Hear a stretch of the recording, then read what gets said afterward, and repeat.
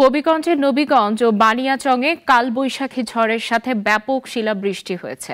হাওরের পাকা ধানের ক্ষতি হয়েছে ব্যাপক, ভেঙেছে কাঁচা ঘরবাড়ি ও গাছপালা।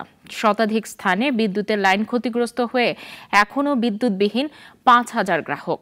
ছনি আহমেদ চৌধুরীর পাঠানো রিপোর্ট, জানাচ্ছেন জয়ন্ত কর্মকার। হবিগঞ্জের নবীগঞ্জ ও বানিয়াচং উপজেলায় কালবৈশাখী ঝড় ও শিলাবৃষ্টি হয় গত রোববার।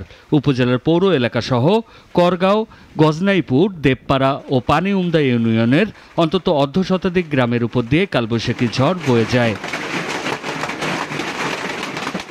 এ সময় প্রায় ২০ মিনিটের বেশি সময়ে ব্যাপক শিলাবৃষ্টি হয়। এতে অনেকের ঘরে টিন ছিদ্র হয়ে যায়। ক্ষতিগ্রস্ত হয় অর্ধশতাধিক গ্রামের প্রায় কয়েকশো কাঁচা ঘরবাড়ি ও ব্যবসা প্রতিষ্ঠান।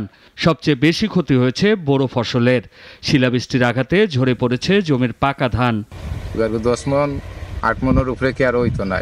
হিলে বহুত ক্ষতি করেছে, তার মাঝে হইতো না 10 মন।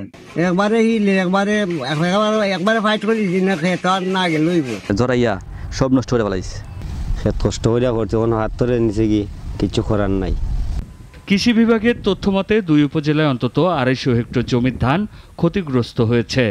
কিছু ধান আছে পাকা পর্যায়ে এবং কিছু ধান আছে দানা পর্যায়ে। এখন দানা পর্যায়ে ধানগুলোতে আশা করছি কোনো ক্ষতি হবে না। আমাদের যে কাঙ্ক্ষিত ফলনের লক্ষ্যমাত্রা ছিল, সেই ফলনের লক্ষ্যমাত্রা থেকে শতকরা 15 ভাগের মতো, সেই 220 হেক্টর জমিতে শতকরা 15 ভাগের মতো ফলন কম আসতে পারে।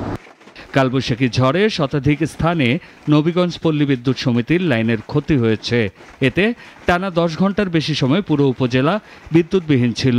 এখনও বিদ্যুৎবিহীন 5,000-এর বেশি গ্রাহক।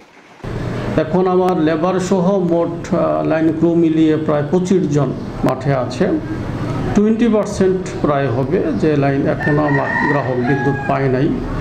তবে ঝড়ে ক্ষতিগ্রস্তদের তালিকা তৈরি করে সহযোগিতার কথা জানিয়েছে জেলা প্রশাসন।